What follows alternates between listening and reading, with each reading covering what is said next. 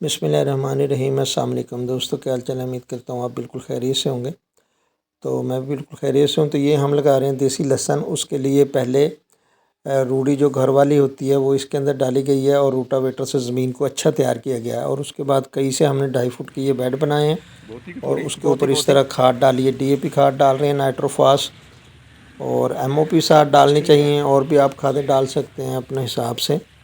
बहरहाल हमने तो ये DAP डाली है और इसके ऊपर अभी हम ब्लैक शापर डालेंगे और फिर उसमें सिंपल तरीके से जिस तरह लगाया जाएगा वो हम आपको दूसरे पार्ट में बताएंगे।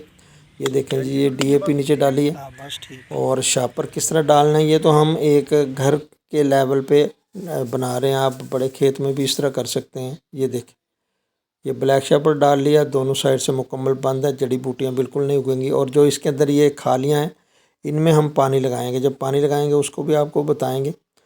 तो लेकिन वो दूसरे पार्ट में जब ये लगाया जाएगा। ये घर का लहसुन रखा हुआ था, ये देखें मोटा मोटा और बहुत खूबसूरत। अभी इसकी हम सफाई करेंगे फिर इसको लगाएंगे। ये देखें, तो आपको नज़र आ रहा है माशाल्लाह कितना अच्छा है, घर का है। और दूसरा पार्ट में हम आपको मुकम्मल इसकी डिटेल